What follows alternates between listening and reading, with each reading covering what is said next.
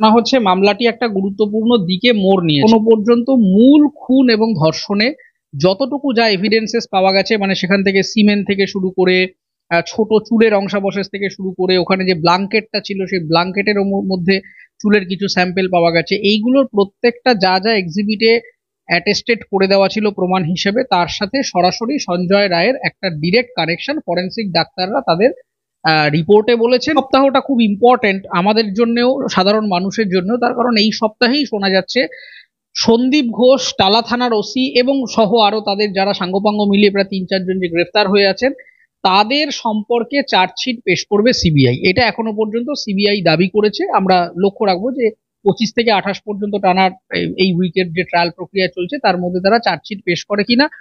তার কারণটা হচ্ছে এইটা ইম্পর্টেন্ট হয়ে যাবে। আমাদের মাথায় রাখতে হবে যে যদিও ফরেন্সিক বিভিন্ন ইন্ডিকেশন সরাসরি সঞ্জয় রায়কেই মানে একদম প্রাইমা ফেসি অ্যাকিউজড হিসাবে ইন্ডিকেট করছে বটে, কিন্তু সিবিআই কিন্তু সুপ্রিম কোর্টের কাছে যে স্টেটাস রিপোর্ট জমা দিয়েছিল এবং তারা শুরু থেকে যেভাবে কেসটাকে চালিত করেছিল, তাতে কিন্তু ওই কোট আনকোট একটা লার্জার কনস্পিরেসির কথা কিন্তু বারবার উঠে আসছে। আগেও এসেছিল, আদালতেও কম বেশি আসছে সেইটা নিয়ে, যে যদি সঞ্জয় রায় একা করে থাকেন এবং যদি একজন পেটি ক্রিমিনাল হয়ে থাকে, তাহলে সন্দীপ ঘোষ, কলকাতা পুলিশের লোকজন এবং তার লোকজন নিয়ে ক্রাইম সিনে কি করছিলেন, তারা প্রমাণ লোপাট করেছেন কিনা, প্রমাণ লোপাট করে থাকলেও কতটা হয়েছে, কেনই বা করলেন তারা, তারা যদি এতই নির্দোষ হবেন তাহলে কেন করলেন। এবার আমার যেটা মনে হয়েছে আজকের দিনে দাঁড়িয়ে, সেটা হচ্ছে সন্দীপ ঘোষ সম্ভবত যদি মূল খুন এবং ধর্ষণে জড়িত নাও থাকেন, সন্দীপ ঘোষের একটা আতঙ্ক কিন্তু ছিল এই নিজের দুর্নীতির বোঝাটাকে নিয়ে। এবং আমার যেটা অ্যাজাম্পশন, এটা একেবারেই আমার ব্যক্তিগত ইনফারেন্স, যে সন্দীপ ঘোষ এই ধর্ষণটা বা খুনটা হয়ে যাওয়ার পর তিনি নিজে খুব চিন্তিত হয়ে পড়েছিলেন যে এইটা যদি বাইরে চলে আসে তাহলে কিন্তু মানুষজন একেবারে আরজি করের মূল গোড়ার যে সমস্যা দীর্ঘদিন ধরে, মানে র্যাগিং এর সমস্যা বলুন, মৃতদেহ পাচার বলুন, টেন্ডার কেলেঙ্কারি বলুন, মানে কেলেঙ্কারির কোনো শেষ নেই। এই যে কেলেঙ্কারির যে বিরাট বোঝাটা সন্দীপ ঘোষ একেবারে দিনের পর দিন ওখানে সরকারের তাবেদারি করে ওখানে যে গেড়ে বসেছেন, সেইটা কিন্তু এবার বাইরে চলে আসতে পারে বলে ওনার একটা আতঙ্ক ছিল। সেই আতঙ্ক থেকেই উনি হয়তো এটাকে জাস্টিফাই করার চেষ্টা করেছিলেন। আমরা যদি শুরুর দিকে আমরা অভয়ার মা বাবার যদি ইন্টারভিউস গুলো দেখি, তারা যেভাবে বলছিলেন, তাদেরকে প্রথমে বলা হয়েছিল যে মেয়ে অসুস্থ হয়ে পড়েছে, জ্বর হয়েছে, ইমার্জেন্সিতে ভর্তি হয়েছে, তারপর সুইসাইডের কথা একটা তথ্য ছড়িয়ে দেওয়া হয়েছিল। তার মানেটা হচ্ছে প্রথম থেকেই কিন্তু যারা ওখানে প্রথম অ্যাডমিনিস্ট্রেশনের লোকজন উপস্থিত ছিলেন তাদের একটা উদ্দেশ্য ছিল বা অসৎ চেষ্টা ছিল কোনোভাবে এই মৃত্যুটাকে সাধারণ মৃত্যু, চিকিৎসাজনিত কারণে মৃত্যু, অসুস্থতার কারণে মৃত্যু বা আত্মহত্যা, যেটা এর আগেও আরজি করের কেসে কিন্তু একাধিক কেসে আছে, মানে মানে রহস্যজনক মৃত্যু হয়ে গেলে আত্মহত্যা বলে চালিয়ে দেওয়া, সেই চেষ্টা ছিল কিনা সেটা আমাদেরকে জানতে হবে সিবিআই এর কাছ থেকে এই সপ্তাহে তারা চার্জশিট দিলে। কারণ এখানে একটা গুরুত্বপূর্ণ দিক হচ্ছে যে যদি প্রমাণ লোপাট সত্যি হয়ে থাকে, তখন কিন্তু প্রমাণ লোপাটের ধারাটা যেহেতু জামিনযোগ্য ধারা, তখন টালা থানার ওসি এবং সন্দীপ ঘোষের শুধু জামিনই হয়ে যাবে না, প্রমাণ লোপাট এইটা বেশি এস্টাবলিশ হয়ে গেলে কিন্তু ক্রিমিনাল মূল ট্রায়াল প্রক্রিয়াতেও সেটা এফেক্ট করবে। তার কারণ যথাযোগ্য প্রমাণ ছাড়া একজন ক্রিমিনালকে আমি ট্রায়ালই বা করবো কি করে, আর বিচারই বা দেবো কি করে। ফলে আমার মনে হয় না যে প্রমাণ লোপাট তত্ত্ব নিয়ে সিবিআই খুব একটা হাইলাইট করবার চেষ্টা। প্রশ্নটা হচ্ছে সঞ্জয় তো সাধারণ ক্রিমিনাল নয়, সে তো একজন সিভিক ভলান্টিয়ার। তার মানে আমাদের যে গুরুত্বপূর্ণ প্রশ্নটা আমাদের চোখ থেকে হারিয়ে যাচ্ছে, সেটা হচ্ছে একজন সিভিক ভলান্টিয়ারের হায়ারিং প্রক্রিয়াটাই তাহলে 100% করাপ্টেড ধরে নিতে হবে। তার কারণ সিভিক ভলান্টিয়ারদেরকে শেখানো হয় না আমাদের এখানে যে তাদের কাজটা কি, তাদেরকে বলে দেওয়া হয় যে ভাই তুমি পুলিশের অংশ। সে কি ফাঁসাচ্ছে না, তার থেকেও বড় কথা সঞ্জয় রায় একজন রিপিটেড অফেন্ডার, এবং সঞ্জয় রায় কোথায় সেমিনার রুম, কোথায় মেয়েরা বিশ্রাম নিতে পারেন, এই তথ্যটা সে জানলো কি করে। তার মানে হচ্ছে যে এর আগেও নিয়মিত এই ব্যক্তি কিন্তু যাতায়াত করেন। এটা কিন্তু একটা শুধু বড় সিকিউরিটি ব্রিচই না, এ আগেও আর কোনো ক্রাইম করেছে কিনা সেটাও তো আমরা জানি। যে এটা খুব মানে মিথ্যা কথা যে দেব জানতেন না, কিংবা দেব হঠাৎ করে এই সম্পর্কে জানছেন। এই শিশু মেলা নিয়ে এর আগে 3 থেকে 4খানা মিটিং হয়েছে বেশ কিছু বছর ধরে, এবং এটা দীর্ঘদিনের একটা ডিসপুট। তার ডিসপুটটা খুব সাধারণ ডিসপুট, সেটা হচ্ছে দেব যেহেতু ফিল্মের কাজে এখানে ব্যস্ত থাকে, তো দেবকে সামনে রেখে বা দেবের বদান্যতায়, যেটা খুশি, আমরা জানি না ভিতরে কি হয়, বেশ একটা ওখানে ভালো লবি গুছিয়ে বসেছে। প্রথমত কেউ কাউকে জোর করে দাঁড়াতে পারে না, কেউ কচি খোকা নয়, আর ওনার বয়স 5 বছর নয় যে একেবারে কানমুলে বাড়ির লোক এসে ওনাকে বললো যে তোমায় ভোটে দাঁড়াতেই হবে। আমার যদি ইচ্ছে না থাকে, মিমি চক্রবর্তীরা তো ছেড়ে দিলেন, তারা ছাড়লেন কি করে, তাকে তো জোর করলো না। তো আপনাকে জোর করা হলো কেন? আইদার আপনাকে জোর করা হয়েছে আপনার কোনো উইকনেস এক্সপোজড আছে পার্টির কাছে, যে জন্য পার্টি আপনাকে ব্ল্যাকমেল করে, অথবা যেটা হতে পারে আপনার নিজেরও একটা মানে ওই খেলবো হোলি রং দেবো না টাইপের একটা ব্যাপার আছে, যে মানে আমি মানুষের কাছে বলবো আমি ইন্টারেস্টেড নই, কিন্তু আমার একটা ইন্টেনশন রয়েছে। দেখুন, কুণাল ঘোষ সম্পর্কে আমার বলা খুব মুশকিল, কারণ আমি কুণাল ঘোষকে গুরু মানি। এরকম একজন রাজনৈতিক ব্যক্তি, যিনি আমাদেরকে প্রতিনিয়ত বিভিন্ন জিনিসপত্র দিয়ে এন্টারটেন করেন বিভিন্ন কথা বলে, এই ব্যক্তিকে আমি শুধুমাত্র তৃণমূল, বিজেপি, সিপিএম এই ধরনের রাজনৈতিক প্যারামিটারে রাখতে চাই না। উনি একটা দার্শনিক। দেখুন, সিপিএম 0 থেকে 1-এ যাবে না 0 থেকে -1-এ যাবে, সেটা আমার কনসার্ন না। আমার কনসার্নটা হচ্ছে তৃণমূল কবে সুষ্ঠুভাবে একটা একটা প্রশাসনিক কাঠামো। একটা নতুন বিতর্ক শুরু হয়েছে যে মমতা ভালো না অভিষেক ভালো, এটা একটা নতুন রকমের মার্কেটিং। এটা ওনারাই এই মার্কেটিংটা ছড়িয়েছেন স্ট্র্যাটেজিক্যালি। মমতা বন্দ্যোপাধ্যায় এবং অভিষেক ব্যানার্জি যেটা করছেন সেটা হচ্ছে ঘরের মধ্যে ঘর তৈরি করে দিচ্ছেন এবং নিজেদের মধ্যে ঝামেলা লাগিয়ে, দেখবেন এটা বহু ব্র্যান্ডের ক্ষেত্রে হয় যে একই ব্র্যান্ডের দুটো ফোন, কিন্তু এমন ভাবে মার্কেটিং করা হয় যেন ও একটা আলাদা ও একটা আলাদা। আপনি যে ফোনটাই কিনবেন না কেন টাকাটা একটা মালিকের কাছেই যাবে। এইটা হচ্ছে এখন তৃণমূলের নতুন স্ট্র্যাটেজি। দীর্ঘদিন রীতিমতো আপনারা প্রত্যেকেই জানেন যে আরটিকর ইস্যুতে রাজ্য রাজনীতি উত্তাল। কার্যত এই সঞ্জয় রায় একা কিনা বারবার মানুষজন জানতে চায়, এই সঞ্জয় রায় একা কিনা। দীর্ঘদিন ট্রায়াল চলছে, আপনারা প্রত্যেকেই জানেন যে নিম্ন আদালতের ট্রায়াল চলছে শিয়ালদা কোর্টে। সঞ্জয়কে রীতিমতো প্রডিউস করা হচ্ছে সেখানে সেখানে ট্রায়াল যেখানে চলছে। এক রিসার্চ করছেন অরিত্র দত্ত বণিক, আপনারা প্রত্যেকেই জানেন তিনি মিডিয়ার সামনে মুখ খুলছিলেন না এতদিন, কিন্তু যে যে যেমন যেমন অর্ডার আসছে সেই অনুযায়ী তিনি কি বলতে চাইছেন বা আমাদের সঙ্গে রয়েছেন অরিত্র। জিজ্ঞাসা করবো অরিত্র, বলছি অনেকেরই কনফিউশন যে সঞ্জয় একা কিনা, এটা অনেকেই জানতে চায়। তুমি একদম যেখানে ইন ক্যামেরা ট্রায়াল হচ্ছে সেখানে উপস্থিত ছিলে, যতটা তোমার বলা সম্ভব ততটাই আশা করি জানাবে। দেখুন, প্রথম কথা হচ্ছে ট্রায়াল যেহেতু এখনো আন্ডার গোয়িং, সেজন্য খুব ভিতরের কেস ডায়েরি রিলেটেড কথাবার্তা বাইরে বলা আমাদেরও প্রত্যেকের নিষিদ্ধ, যতটুকু আমাদের অ্যাক্সেস রয়েছে। এবার ঘটনা হচ্ছে মামলাটি একটা গুরুত্বপূর্ণ দিকে মোড় নিয়েছে। লাস্ট উইকের যে অর্ডার কপিগুলো আমরা দেখছিলাম, যতটুকু পাবলিশ হয়েছে জনগণের জন্য ই কোর্টসে মানুষ দেখতে পারবেন, সেইখানে যেটা জানা যাচ্ছে যে সমস্ত রকম ফরেন্সিকের চিকিৎসক এবং সঞ্জয় রায়ের যে নিজস্ব কনফেশন ছিল এবং কলকাতা পুলিশের যে প্রাথমিক যে তদন্ত, তারপর সিবিআই কে কেস হ্যান্ড ওভার করে দেওয়া হয়েছে, সেইখানে এখনো পর্যন্ত মূল খুন এবং ধর্ষণে যতটুকু যা এভিডেন্সেস পাওয়া গেছে, মানে সেখান থেকে সিমেন্ট থেকে শুরু করে ছোট চুলের অংশাবশেষ থেকে শুরু করে ওখানে যে ব্লাঙ্কেটটা ছিল সেই ব্লাঙ্কেটের মধ্যে চুলের কিছু স্যাম্পেল পাওয়া গেছে, এইগুলোর প্রত্যেকটা যা যা এক্সিবিটে অ্যাটেস্টেড করে দেওয়া ছিল প্রমাণ হিসেবে, তার সাথে সরাসরি সঞ্জয় রায়ের একটা ডিরেক্ট কানেকশন ফরেন্সিক ডাক্তাররা তাদের রিপোর্টে বলেছেন। এবং উইটনেস হিসেবে তাদেরকে যখন উপস্থাপনা করা হচ্ছে, তারাও সেই একই বিষয়ে সম্মতি জানিয়েছেন ক্রস এক্সামিনেশনে যে হ্যাঁ, যাবতীয় স্যাম্পেল তার সাথেই মিলছে। এবং গত সপ্তাহ পর্যন্ত সম্ভবত প্রায় 19-20 জনের হয়েছে, উইটনেস নেওয়া হয়ে গেছে। এই সপ্তাহে আরো খানিকটা চলবে। দুটো ইম্পর্টেন্ট জিনিস যেটা চেঞ্জ হয়েছে, একটা গুরুত্বপূর্ণ চেঞ্জ হচ্ছে সঞ্জয় আর ফিজিক্যালি আদালতে আসছেন না, তাকে ভার্চুয়ালি অ্যাপিয়ার করানো হচ্ছে। তার কারণ সঞ্জয় ওই প্রিজন ভ্যান থেকে ওঠা নামা এই সময় বিভিন্ন কিছু বিতর্কিত কথাবার্তা বলছিলেন, সেই নিয়ে রাজনৈতিক বিভিন্ন রকম তরজা হচ্ছিল। এছাড়াও প্রশাসনের পক্ষ থেকে বলা হয়েছে আদালতের কাছে যে সঞ্জয়কে আনা নেওয়া ইত্যাদি করার জন্য একটা বিরাট সিকিউরিটি অ্যারেঞ্জমেন্টস করতে হচ্ছে এবং আদালতের মধ্যে বিরাট পুলিশ ফোর্স, যেহেতু পরে গোটা দুপুর ট্রায়াল হচ্ছে, প্রত্যেক দিন নিয়ম করে আফটার লাঞ্চ এই 2:30 থেকে কোর্ট বসছে এবং টানা 5টা 5:30 পর্যন্ত কিন্তু রেগুলার এই ট্রায়াল প্রক্রিয়াটা চলছে। তো হ্যাঁ, এবং তা এই পুরো সিকিউরিটি পার্সোনেল র্যাফ ট্যাফ নিয়ে একটা বিরাট সেট আপ করতে হচ্ছে, সেটা অকারণ হয়ে যাচ্ছে বলে প্রশাসনের মনে হচ্ছে। এটা মানে হিউজ একটা ঝামেলা ঝক্কি। সেজন্য বিচারকের অনুমতিতে একেবারে প্রেসিডেন্সি জেলে ভিডিও কনফারেন্সিং সেট আপ করা হয়েছে এবং সেখান থেকে সঞ্জয় প্রত্যেকদিন দুপুরবেলা ভার্চুয়ালি অ্যাপিয়ার করবেন। আর উইটনেসরা যেরকম এখানে আসছেন সেভাবে চলবে, শুধু সঞ্জয়কে আনা হবে না, তিনি ওইখানে থাকবেন। সঞ্জয় রায় একা নয়, সাধারণ মানুষ বারবার বলছে বলছে সঞ্জয় রায় একা হতে পারে না। একভাবে মানে নাক মুখ একসাথে টিপে যে হত্যা, একসাথে একটা লোক কি করে করতে পারে? একটা লোকের কি 4টে হাত? দেখুন, এইটা সত্যি বিতর্কিত প্রশ্ন বটে যে যে পরিমাণ উন্ডস পাওয়া গেছে বা আঘাতের চিহ্ন পাওয়া গেছে, তবে এটা খুব একটা অস্বাভাবিক নয়। মানে এর আগে বহু এরকম ক্রিমিনাল কেসেস রয়েছে, যেরকম বিখ্যাত, আপনারা যারা একটু ক্রিমিনোলজি নিয়ে কাজ করেন, কলকাতা পুলিশের ইতিহাসেই এরকম রয়েছে বেলারানী হত্যা মামলা। সেখানে মানে কিভাবে একজন মানে স্বামী তার বরকে বিভিন্ন মানে এই মানে স্বামী তার স্ত্রীকে মানে কয়েক খণ্ডে কেটে সারা কলকাতায় ছড়িয়ে ফেলেছিলেন, ফলে একজন ক্রিমিনাল একা করতে পারেন কি পারেন না এটা বিতর্কিত প্রশ্ন, এটা চট করে মুখে বলে দেওয়া যায় না, যেহেতু এখনো আমরা জানি না সাপ্লিমেন্টারি চার্জশিট পরে অ্যারাইজ করবে কিনা। কিন্তু যে যে এভিডেন্স পাওয়া গেছে এবং তার সাথে ফরেন্সিকের যে এখনো পর্যন্ত আজকের দিনে দাঁড়িয়ে যখন ইন্টারভিউ দিচ্ছি তখনো পর্যন্ত যা যা পাওয়া গেছে সেখানে কিন্তু সিবিআইও গ্যাংরেপ এই কথাটা বলেননি।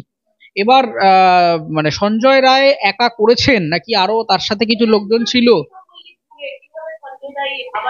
দেখুন, সঞ্জয় রায়কে ব্যক্তিগতভাবে আমি যতটুকু দেখেছি এবং খুবই কাছ থেকে দেখার সুযোগ হয়েছে, তাতে আমার যেটা ব্যক্তিগত আন্ডারস্ট্যান্ডিং, তার একটা পারভার্টনেস কিছু না কিছু রয়েছে, যদিও সেটা ক্লিনিক্যালি প্রুভেন নয়। কিন্তু সঞ্জয় রায়কে যতটা অন্যান্য রাজনৈতিক সংগঠন থেকে তারা জানি না কি উদ্দেশ্যে তাকে খুব একটা হিরো বানানোর কিছু নেই।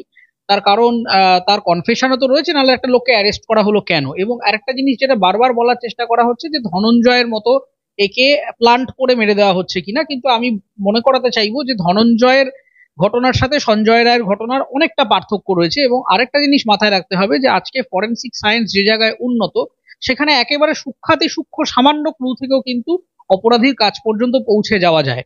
ফলে সঞ্জয় একা করেছেন কি করেননি সেটা যতক্ষণ না পর্যন্ত সম্পূর্ণ ট্রায়াল হচ্ছে, কারণ আমার কাছে লেটেস্ট যা ইনপুট ছিল এই কেসে প্রায় 51 জনের বেশি প্রসিকিউশন উইটনেস থাকতে পারেন, এবং সেটাও এক্সক্লুসিভ নয়, এটা আরো বাড়তেও পারে। তার কারণ মানে ডাক্তার রয়েছে, পুলিশ রয়েছে, ওখানকার মানে ওর সহকর্মীরা রয়েছে, প্রচুর নাম্বার অফ সাক্ষ্য রয়েছে। সবে আমরা 19 না 20তে, বা আজকে হয়তো আরো 2-3 জন হবে, আমরা দুইয়ের ঘরে রয়েছি এখন, এটা আরো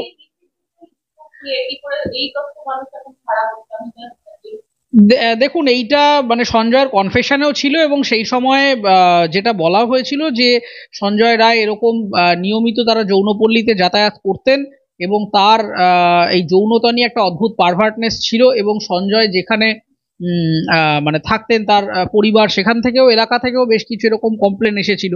কিন্তু আমার প্রশ্নটা অন্য জায়গায়। আমি যদি সঞ্জয়কে আমি একটা পেটি ক্রিমিনাল হিসেবেই ধরে নিই, যে একজন রেপিস্ট, তার যা শাস্তি হবে হবে। আমার প্রশ্নটা হচ্ছে সঞ্জয় তো সাধারণ ক্রিমিনাল নয়, সে তো একজন সিভিক ভলান্টিয়ার। তার মানে আমাদের যে গুরুত্বপূর্ণ প্রশ্নটা আমাদের চোখ থেকে হারিয়ে যাচ্ছে সেটা হচ্ছে একজন সিভিক ভলান্টিয়ারের হায়ারিং প্রক্রিয়াটাই তাহলে 100% করাপ্টেড ধরে নিতে হবে। তার কারণ সিভিক ভলান্টিয়ারদেরকে শেখানো হয় না আমাদের এখানে যে তাদের কাজটা কি।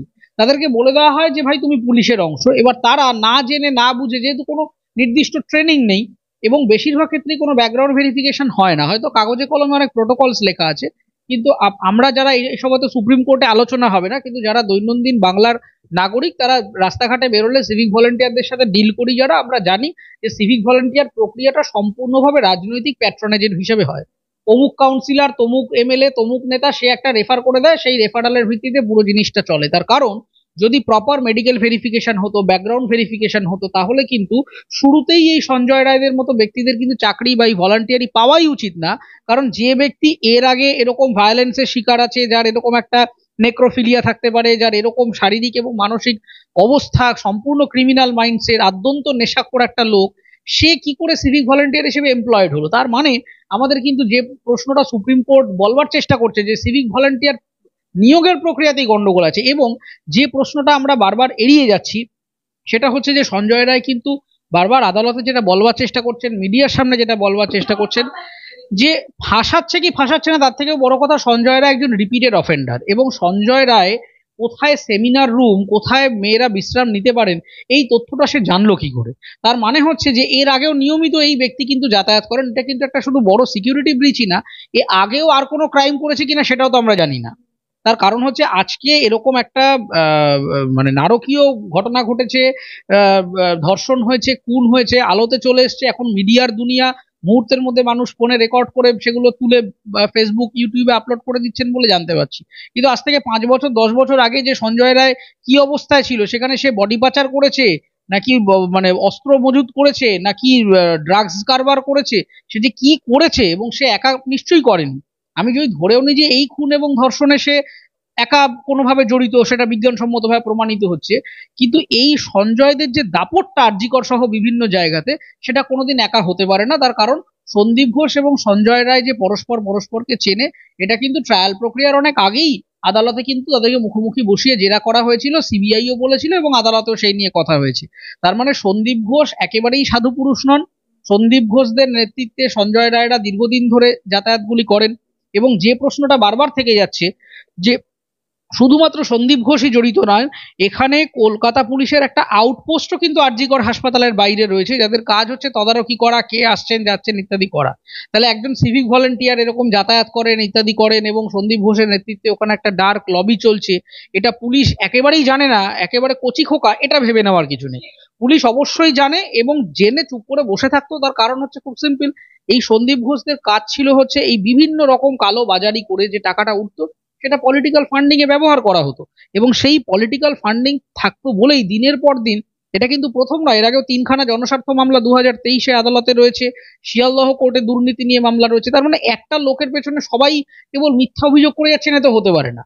দিনের পর দিন সন্দীপ ঘোষের নামে বিভিন্ন অভিযোগ, বিভিন্ন মামলা, এবং মাথায় রাখবেন শিয়ালদা কোর্টের যে মামলাটার কথা বলছি, সেই মামলায় কিন্তু এই টালা থানার ওসি কর্মরত অবস্থায় কমপ্লিটলি ইনভেস্টিগেশন করে ক্লিন চিট দিয়েছিল যে না, আরজি করে কোনো ঘটনাই ঘটেনি, এগুলো সম্পূর্ণ মিথ্যা অভিযোগ। তারপরে কিন্তু আজকে আমরা জানতে পাচ্ছি যে এটা তো একটা বড় নেটওয়ার্ক, এবং আজকে এই যে টালা থানার ওসি নিজেকে ভালো প্রমাণ করার হয়তো চেষ্টা করবেন জামিন হয়ে গেলে, কিন্তু এতটা ভালো সাজার কিছু নেই। পুলিশ বিভাগ অবশ্যই এই করাপশনের সম্পর্কে জানতো, যেহেতু রাজনৈতিক নেতাদের মাথায় হাত রয়েছে সেই কারণে তারা কিছু বলেননি। বলছি রীতিমতো দেবের সামনে মারপিট শিশু মেলায়, বলছি শিশুদের জন্য যেখানে মেলা হচ্ছে সেখানে কেন্দ্র করে মানে শাসক দলের গোষ্ঠীদ্বন্দ্ব কার্যত, দেবের সামনে মারপিট, দেব বলছে আমি স্তম্ভিত। দেখুন, প্রথম কথাটা হচ্ছে যে এটা খুব মানে মিথ্যা কথা যে দেব জানতেন না, কিংবা দেব হঠাৎ করে এই সম্পর্কে জানছেন। এই শিশু মেলা নিয়ে এর আগে 3 থেকে 4খানা মিটিং হয়েছে বেশ কিছু বছর ধরে, এবং এটা দীর্ঘদিনের একটা ডিসপুট। তার ডিসপুটটা খুব সাধারণ ডিসপুট, সেটা হচ্ছে দেব যেহেতু ফিল্মের কাজে এখানে ব্যস্ত থাকে, তো দেবকে সামনে রেখে বা দেবের বদান্যতায়, যেটা খুশি, আমরা জানি না ভিতরে কি হয়, বেশ একটা ওখানে ভালো লবি গুছিয়ে বসেছে, এবং এটা ওদের অভ্যন্তরীণ সমস্যা। আমার যেটা অ্যাজাম্পশন যে এতদিন ওই লবিটা ওখানে চলতো, এবং ফলে মানে আমরা ইয়েও দেখেছি, আমরা কলকাতার একটা মেলাতেও দেখেছিলাম যে বিধাননগরে একবার জিলিপি বিক্রেতার থেকে কাটমানি নিতে গিয়ে সে বিরাট আলোড়ন হয়ে গেছিল। তো ফলত কোথায় কোন মেলায় কে স্টল দেবে এটা খুব একটা ট্রান্সপারেন্ট প্রক্রিয়া নয়। এইগুলো ডিপেন্ড করে হচ্ছে কে কোন পার্টি করে, কে কিভাবে কথা বলে, কে কোন নেতাকে পয়সা দেয়, এবং সে একটা নেতাকে পয়সা দিলে তো হবে না, নেতাদের মধ্যে আবার এরকম ভাইপো ভাইজি সব জায়গাতেই রয়েছে, তো তাদের মধ্যে আবার একটা সেটিং। তো এই জিনিসপত্রগুলোকে নিয়ে কিন্তু এটা গ্রাম, কলকাতা শহরে বিধাননগরের মতো জায়গায় যদি হয়, তাহলে একটা পশ্চিম মেদিনীপুর বা পূর্ব মেদিনীপুরে হলে অবাক হওয়ার কিছু নেই। কিন্তু ঘটনাটা যেটা হয়েছে যে এতদিন ধরে একটা লবি ওখানে চলছিল, তারা সুন্দর মানে টেন্ডার নিয়ে পাশ করে যাচ্ছেন, কাটমানি নিয়ে যাচ্ছেন। এখন দীপক অধিকারী এমপি হিসাবে সেখানে ঢুকেছেন, আর দুটো জিনিস হতে পারে, হয় তিনি প্রপার অডিট করে একটা সৎভাবে করতে গেছিলেন, অথবা এতদিন যে লবিটা হচ্ছিল সেই লবিটাকে সরিয়ে দিয়ে তিনি নিজের একটা নেটওয়ার্ক ওখানে বসাতে গেছিলেন। সেইখান থেকে একটা কনফ্লিক্ট অফ ইন্টারেস্ট তৈরি হয়। তার কারণ হচ্ছে যে মেলা, শিশু বইমেলা, ফিল্ম ফেস্টিভ্যাল, এই সমস্ত রকম ফেস্টিভ্যালের পেছনে কোর একটা ফিলোসফি কাজ করে অর্গানাইজারদের, সেটা হচ্ছে ইনকাম। এনারা যারা এই মুহূর্তে রাজনৈতিক দলগুলি করছেন, তারা কেউ ওই জনসেবা টনসেবা মুখে বলেন, মাইকে উঠে ক্যামেরার সামনে বলেন, টিভির সামনে বলেন, এদের কোর প্রিন্সিপালটা হচ্ছে কিভাবে ইনকাম করব, এবং সেই ইনকামটা সৎভাবে ইনকাম নয়। তারা যদি মাইনে নিয়ে করতেন বুঝতাম। এদের এজেন্ডাই হচ্ছে আমি যদি কোনো রকমে একটা পাড়ার নেতা, কাউন্সিলর, পঞ্চায়েত প্রধান যাই হয়ে যেতে পারি না কেন, কোটি কোটি টাকা কামিয়ে নিয়ে যেতে হবে। আপনি বা একটু গ্রাম বাংলা ঘুরে সার্ভে করলেই দেখতে পারবেন যে সাধারণ পঞ্চায়েত বুথ সভাপতি থেকে শুরু করে যেগুলো একেবারে খুব সাধারণ পোস্ট, তাদের মানে আজ থেকে 5-10 বছর আগে তারা কিভাবে জীবনযাপন করতেন, আর আজকে তারা কিভাবে জীবনযাপন করেন। দেখুন, এইটা তো প্রথম কথা ভয়ঙ্কর একটা মিথ্যে কথা, কারণ ঘাটাল মাস্টার প্ল্যান প্রক্রিয়াটা কি, কেন, কিভাবে করা যায়, এই ব্যাপারে দীপক অধিকারীর কাছেও খুব একটা ক্লিয়ার আইডিয়া নেই।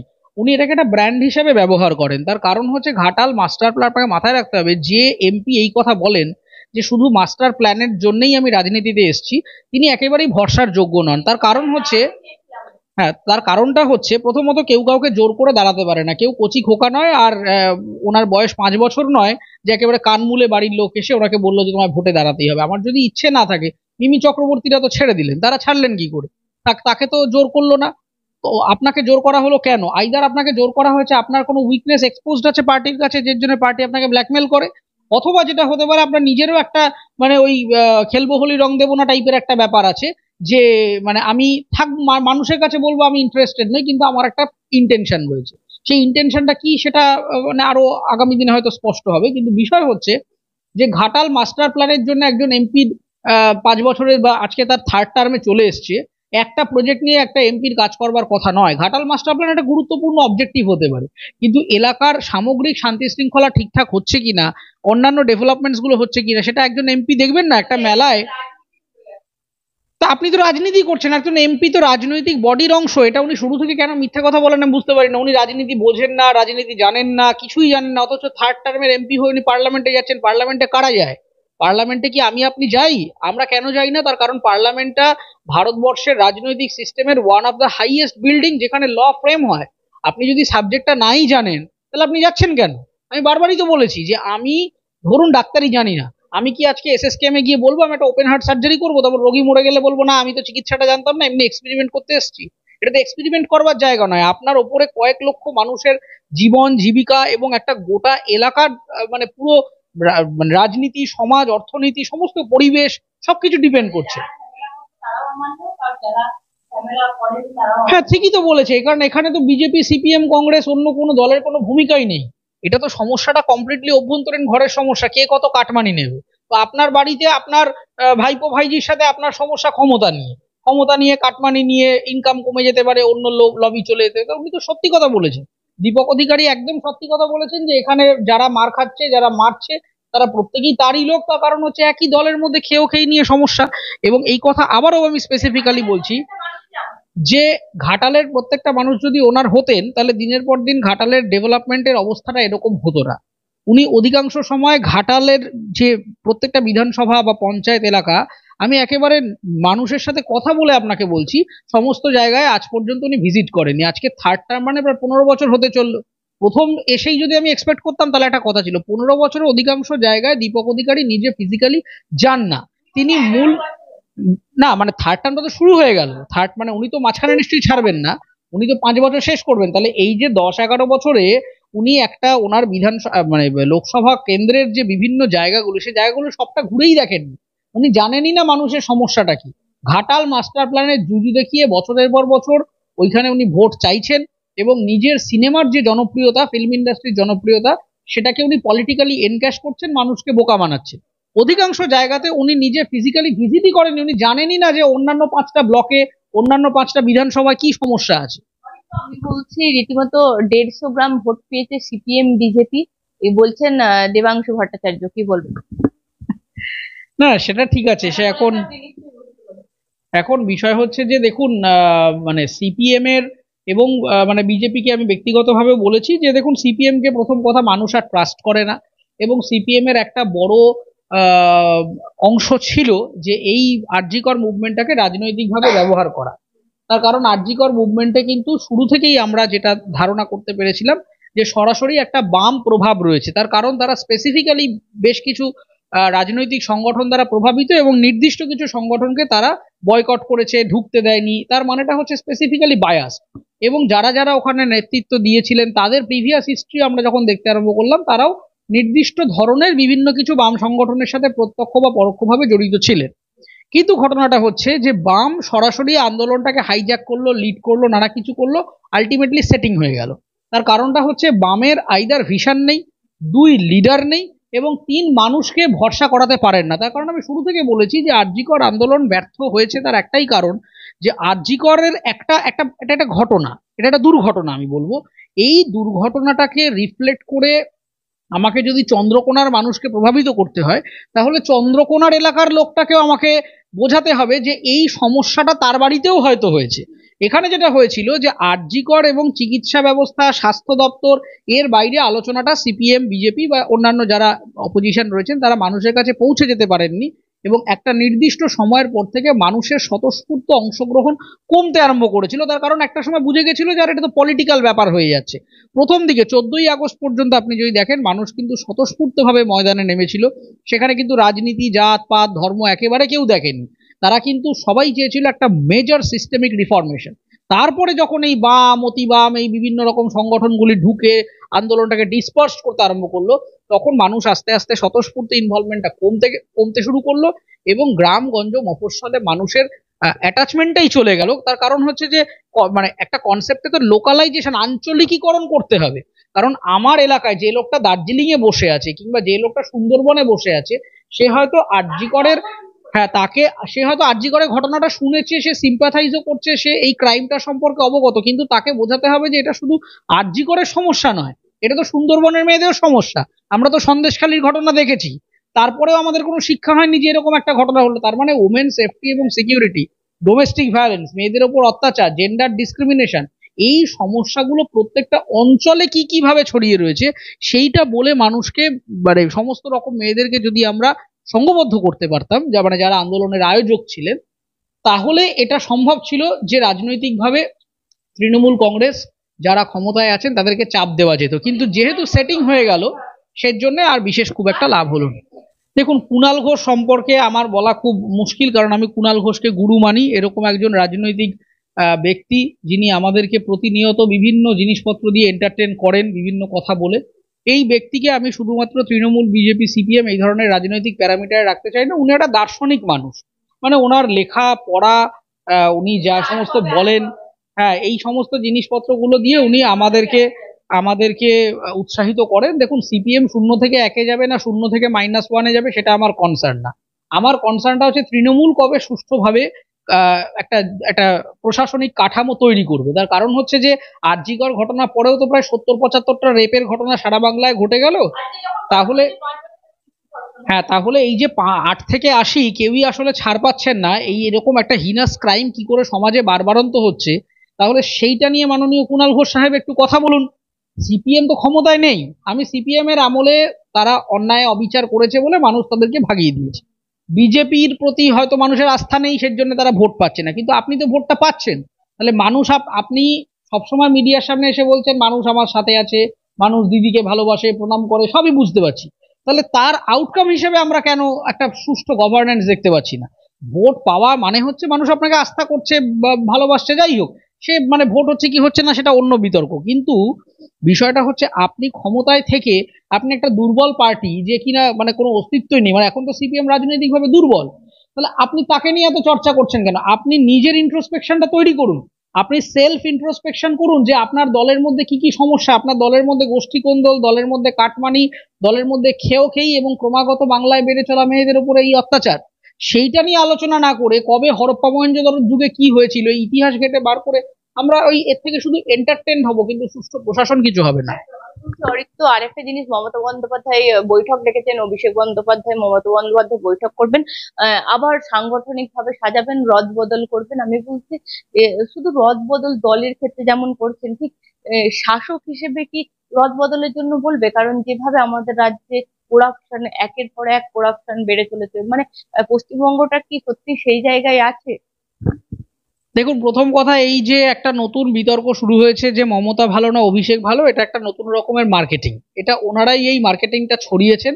তার কারণটা হচ্ছে যাতে মানুষের মধ্যে, যারা আমরা ভোটার রয়েছি, সাধারণ ভোটার, তারা যাতে বিকল্প রাজনৈতিক আদর্শ নিয়ে কথা না বলতে পারে। তার কারণ হচ্ছে, দেখুন আলোচনাটা কি দাঁড়িয়ে গেল, যে মমতা ব্যানার্জি বেটার তৃণমূল বা পুলিশ অপারেট করবেন, নাকি অভিষেক বন্দ্যোপাধ্যায় বেটার তৃণমূল বা তিনি বেটার পুলিশ অপারেট করবেন। কিন্তু প্রশ্নটা তো এটা নয়, প্রশ্নটা হচ্ছে যে তৃণমূল কংগ্রেস ভার্সেস অন্য একটা দল, মানে সেটা হতে পারে বিজেপি, হতে পারে সিপিএম, হতে পারে কংগ্রেস, বা অন্য কোনো যদি নতুন পার্টি ফর্ম করে ইন ফিউচার আমরা জানি না। কিন্তু খুব স্ট্র্যাটেজিক্যালি মমতা বন্দ্যোপাধ্যায় এবং অভিষেক ব্যানার্জি যেটা করছেন, সেটা হচ্ছে ঘরের মধ্যে ঘর তৈরি করে দিচ্ছেন এবং নিজেদের মধ্যে ঝামেলা লাগিয়ে, দেখবেন এটা বহু ব্র্যান্ডের ক্ষেত্রে হয় যে একই ব্র্যান্ডের দুটো ফোন, কিন্তু এমন ভাবে মার্কেটিং করা হয় যেন ও একটা আলাদা ও একটা আলাদা, আপনি যে ফোনটাই কিনবেন না কেন টাকাটা একটা মালিকের কাছেই যাবে।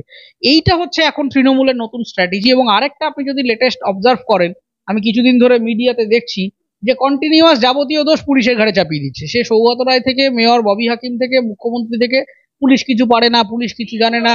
হ্যাঁ, নিচু তলার পুলিশ, মানে সবাই, মানে তারা চেষ্টা করে যাচ্ছেন কিন্তু পুলিশ কিছু করছে না। এটাও একটা রাজনৈতিক খেলা। তার কারণ হচ্ছে যে রুলিং ডিসপেন্সেশনের নেতারা বুঝে গেছে যে মানুষকে এখন প্রশাসনিক ভাবে বা আইনের ভয় দেখিয়ে আর মানুষকে থামিয়ে রাখা যাবে না। পুলিশ যদি লাঠিও চায় তাহলে মানুষও উল্টে এখন লাঠি নিয়ে তেড়ে যাচ্ছে, তার কারণ মানুষ বিরক্ত হয়ে গেছে। আমরা আরজি করে ঘটনা থেকে কিন্তু দেখেছি যে মানুষ চাইলে ইউনাইটেড হতে পারে। এইবার ঘটনাটা হচ্ছে এরা এখন বুঝে গেছে যে আমাকে যদি ক্ষমতায় থাকতে হয় তাহলে প্রশাসন দিয়ে হচ্ছে না, তাহলে কি দিয়ে হবে? তাহলে এবার একেবারে পলিটিক্যাল অ্যাঙ্গেলে চলে গেছে। এরা বলে দিয়েছে, দেখুন পুলিশ একটা আলাদা এন্টিটি, অ্যাডমিনিস্ট্রেশন একটা আলাদা মেকানিজম, পলিটিশিয়ানরা আলাদা, আমরা আমাদের মতো চেষ্টা করে যাচ্ছি। এটা ঘুরিয়ে ওনারা নিজেদের মধ্যে বিশ্বাসের জায়গাটা ফিরিয়ে আনার একটা চেষ্টা করছেন বা অপচেষ্টা করছেন। কিন্তু পুলিশ এবং এনারা কিন্তু একই ব্যক্তি।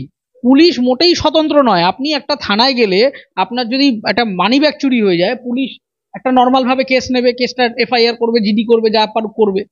যেই মুহূর্তে আপনি বলবেন যে আমাকে তৃণমূলের দুটো ছেলে পিটিয়েছে, সঙ্গে সঙ্গে কিন্তু সেটা অন্য অ্যাঙ্গেলে দেখবে, সেটাকে কিছুতেই আর একটা নিরপেক্ষ ক্রাইমের চোখে দেখবে না। এটা মানে শহরে জানা আছে, গ্রামগঞ্জে মফস্বলে আরো ভয়ঙ্কর ভাবে আছে। অরিত্রা, একটা জিনিস সত্যি, এই মমতা বন্দ্যোপাধ্যায় অভিষেক বন্দ্যোপাধ্যায় বৈঠক করছেন, সবকিছু সবাই বলছে রণনীতি রণকৌশল, এমনকি অনুব্রত মণ্ডল যাচ্ছেন বৈঠকে, তাকে যেন মানে একদম যে আপনি যাচ্ছেন দিদির সাথে অনেকদিন পর দেখা হবে, বলছি এই যে ন্যারেটিভ একটা ঠিক করার চেষ্টা করা হচ্ছে। আর একটা জিনিস অরিত্রা, এত বললে সারা বছর ধরে তোমরা এত বলো, বলছি আলটিমেট কি মানুষের কাছে পৌঁছাতে পারছো না? সেই তো ফল 6-0 হচ্ছে। আমি বলছি মানুষকে তোমাদেরকে কানেক্ট করতে পারছে না। না না, দেখুন, প্রথম কথা হচ্ছে যে আমি যেগুলো বলেছি বা যেগুলো বলছি বিভিন্ন দলকে নিয়ে, সেটার সাথে আমার তো রাজনৈতিক কোনো অবজেক্টিভ নেই। তৃণমূল থাকবে না বিজেপি থাকবে না সিপিএম থাকবে, তার সাথে আমার ব্যক্তিগত কোনো অ্যাডেড অ্যাডভান্টেজ নেই। আমার বক্তব্যটা হচ্ছে রুলিং ডিসপেনসেশন তারা যদি অ্যাডমিনিস্ট্রেটিভ জায়গাটা ফেল করে যায়, একজন নাগরিক হিসাবে পড়াশোনা শিখেছি, আমার কাজ মানুষকে সঠিক দিশা দেখানো। এবার আমি সঠিক দিশা দেখালাম, কিন্তু যে কারণে অপোজিশন জায়গা করতে পারছে না, তার কারণ হচ্ছে একেবারে সাংগঠনিক দুর্বলতা। আমি বিজেপিকে ব্যক্তিগতভাবে বহুবার বলেছি, বামের কথা ছেড়ে দিন, বাম তো অনেক আগেই মানে মিউজিয়ামে চলে যাওয়ার মতো অবস্থা হয়েছে। কিন্তু বিজেপি যতটুকু অপোজিশন তৈরি করছে, তাদের মধ্যে সাংগঠনিক বেশ কিছু সমস্যা রয়েছে। এবং ওপর মহলের এলোপি আপনি যদি দেখেন, যে শুভেন্দু অধিকারী বিভিন্ন জায়গায় যাচ্ছেন, কথা বলছেন, এবং আমি সব থেকে অবাক হয়ে গেলাম যে শুভেন্দু অধিকারী এই যে সবজি বিক্রির সবজির মূল্য বৃদ্ধি সেইটা নিয়ে কথা বললেন, তারপরে গ্রাউন্ডে সেই নিয়ে আর কোনো আলোচনা হলো না। বারবার যেটা বিজেপির সমস্যা হয়ে যাচ্ছে সেটা হচ্ছে যে সাধারণ মানুষের যে যে সমস্যাগুলো, প্রত্যেক এলাকার নিজস্ব সমস্যা থাকে। আপনি দেখবেন মহারাষ্ট্র বা এই সমস্ত জায়গায় বিজেপি যে রণনীতিটা সাজায় বা যে কৌশলটা সাজায়, এখানে সেটা ঠিকভাবে করতে পারেন না। ওখানে প্রত্যেকটা বিধানসভার কিন্তু আলাদা আলাদা সমস্যা নিয়ে কথা বলা হচ্ছে।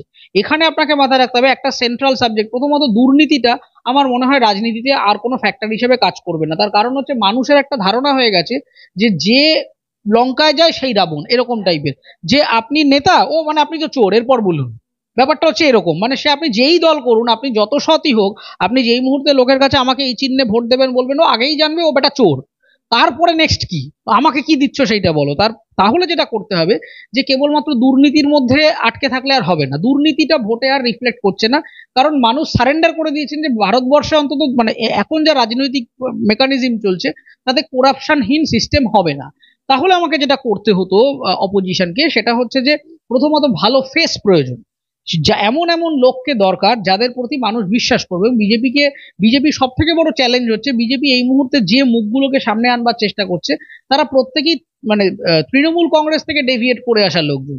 ফলে আজকে যদি আমি দেখি অভিষেক বন্দ্যোপাধ্যায় তৃণমূল ছেড়ে বিজেপিতে গেলেন, তাহলে আমি অভিষেক বন্দ্যোপাধ্যায়কে যে কারণে ভোট দেব না, আমি তো বিজেপিতে গেলেও সেই কারণে ভোট দেব না। ফলে সেই জায়গায় অথেন্টিক লিডার প্রয়োজন, যে দীর্ঘদিন ধরে ওই আদর্শটা করেছেন এবং দীর্ঘদিন ধরে ওইটা নিয়ে তারা চর্চা করতে পারেন। দ্বিতীয় কথা হচ্ছে, না দেখুন, সেটা মানে কে হতে পারেন সেটা তো বিজেপির স্পেশালিস্ট। না, সেটা তো সম্পূর্ণ তাদের দলের যা মেকানিজম। আমি যেটা বলার চেষ্টা করছি যে শুধুমাত্র একজন ভালো রাজ্য সভাপতি জেনারেল সেক্রেটারি দিয়ে হবে না। আমার যে ছোট ছোট মন্ডলগুলো বিজেপির রয়েছে, প্রত্যেকটা এলাকায় যে ছোট ছোট ব্লকে ব্লকে অপারেশন, সেইটা ঠিকভাবে করতে হবে যাতে তারা মানুষের কাছে পৌঁছে যেতে পারে। আমার এলাকায় ধরুন সমস্যা কি, আবর্জনা একটা সমস্যা, আমার এলাকায় রাস্তা অপরিষ্কার, এটা একটা সমস্যা। তো আমার এলাকার বিজেপির উচিত এলাকায় এসে যদি মানুষকে কানেক্ট করতে হয়, তাহলে এইটা নিয়ে কথা বলা। আমার এখানে কিন্তু কোথায় চাকরি চুরি হয়েছে, এটা ও চুরি হয়েছে, হ্যাঁ দেখলাম টিভিতে, ঠিক ঠিক বলে চ্যানেল ঘুরিয়ে চলে যাবে বা পাত্তা দেবে না। তার কারণ হচ্ছে যে এমন জিনিস দরকার। আজকে যদি আলু পটলের দাম কেন বাড়ছে এই নিয়ে কথা বলি, প্রত্যেকটা মানুষ কিন্তু কানেক্ট করবে যে সত্যিই তো আমি একটা উত্তরপ্রদেশের থেকে এখানে প্রায় 15 কোটি টাকা দাম বেশি কেন, অকারণ।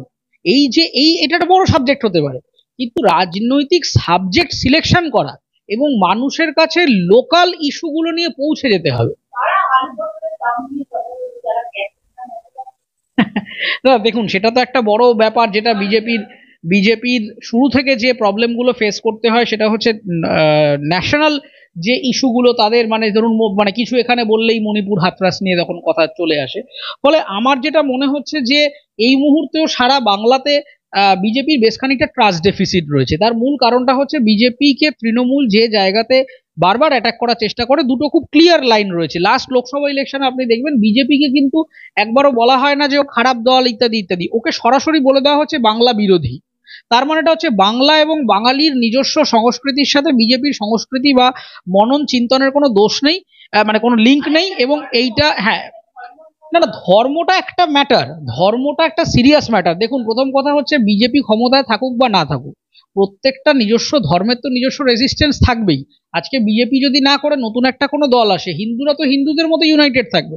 এবার হিন্দুরা কেন বিজেপির সাথে কানেক্ট করতে পারেন, তার কারণ তারা দেখেছেন যে দীর্ঘদিন ধরে কংগ্রেসের অ্যাপিসমেন্টের থেকে হিন্দুদের কথাটা হয়তো বিজেপি ইউনাইটেড ভাবে যে জায়গাটা নরেন্দ্র মোদী সাহেব ধরেছেন, সঠিক জায়গাটা ধরেছেন, সেই কারণে মানে যারা প্রকৃতভাবে মানে সনাতনী সংস্কৃতিতে অভ্যস্ত তারা সেটার সাথে কানেক্টেড হচ্ছেন। কিন্তু ঘটনাটা হচ্ছে যে বাংলার ক্ষেত্রে কিন্তু সত্যি সংস্কৃতিটা আলাদা। বাংলার ক্ষেত্রে হিন্দু মুসলিমের সম্পর্ক বা তার সম্পর্কের ক্ষতি ভালো যাই হোক, সেটার সাথে কিন্তু উত্তরপ্রদেশ বা পাঞ্জাব মিলবে না। তো বাংলায়, হ্যাঁ, বা মহারাষ্ট্র বা উড়িষ্যা মিলবে না। সেই জন্য আপনি যদি দেখেন যে ন্যাশনাল যে স্ট্র্যাটেজিটা, আমি আগেরবার লোকসভাতেও বলেছিলাম যে প্রথম কথা বাংলা ও বাঙালিকে মমতা বন্দ্যোপাধ্যায় অনেক বেটার ওয়েতে বুঝে গেছেন। সেই কারণে মানে তিনি বুঝে গেছেন যে অরবিন্দ ঘোষও এখানে ফেল করেছিল। বাংলা ও বাঙালিকে ঠিক কিভাবে জিততে হয়, মানে জিততে হয় মানে মন জয় করতে হয়, সেইটা মমতা বন্দ্যোপাধ্যায় বুঝে গেছেন। এবং এই মুহূর্তে বাংলার যে সব থেকে বড় সমস্যা, ইকোনমিক ক্রাইসিস, সেটা হচ্ছে দেখুন এই 18 থেকে 35 বছর বয়সী জেনারেশনটা বাংলা থেকে চলে যাচ্ছে ক্রমাগত। সারা ভারতবর্ষে বাঙালি ছড়িয়ে ছিটিয়ে, বাংলায় বাঙালি নেই। আপনি কলকাতার যে দুর্গাপুজোটা আপনি যদি নেক্সট ইয়ার ক্যালকুলেট করেন, দেখবেন বাঙালির, বাংলা ভাষায় কথা বলা বাঙালির সংখ্যা কমছে। এবং এই যে ভ্যাকেন্সিটা তৈরি হচ্ছে, সেই জায়গায় আশপাশের রাজ্য থেকে সস্তায় কিছু লেবার চলে আসছে, সেখান থেকে জুভেনাল ক্রাইম তৈরি হচ্ছে। আপনি দেখুন লাস্ট কয়েকটা জুভেনাল ক্রাইম সব কটা বিহার ঝাড়খণ্ড থেকে আসা লোকজন। এবার এই জায়গার ক্রাইসিসটা ম্যানেজ করতে হবে। ফলে বিজেপি, আমি জানি না বাম কি করবে, বাম এখন আবার নতুন ডিজিটাল মার্কেটিং এর লোকজন টোকজন নিচ্ছে, পলিটিক্যাল ইয়ে নিচ্ছে। বামের সব থেকে বড় যেটা সমস্যা যদি আমাকে জিজ্ঞাসা করেন, সেটা হচ্ছে এত ছোট ছোট কম্পোনেন্টে তারা বিভক্ত যে একটা নির্দিষ্ট লাইন অফ কমিউনিকেশন নেই। ধরুন আমার এলাকায় বিভিন্ন লবি আছে, তৃণমূলের এমএলএ এর একটা লবি আছে, কাউন্সিলরদের কিছু কাউন্সিলর যারা মনে করে এমএলএ টিকিট পেতে পারে তাদের একটা লবি আছে। কিন্তু তৃণমূলের ইউনিকনেসটা হচ্ছে যেই মুহূর্তে মমতা বন্দ্যোপাধ্যায়ের ওপর থেকে একটা ক্লিয়ার ডিরেকশন বা অভিষেক বন্দ্যোপাধ্যায়ের থেকে ক্লিয়ার ডিরেকশন পার্টি অফিসে ভায়া এমপি বা এমএলএ পৌঁছে গেল, তখন সমস্ত লবি এক হয়ে যায়। তখন তাদের একটা কমন ইন্টেনশন হয়ে যায় পার্টির হয়ে কাজ করা, যেই জায়গাটায় কিন্তু ওরা অ্যাডেড অ্যাডভান্টেজে আছে।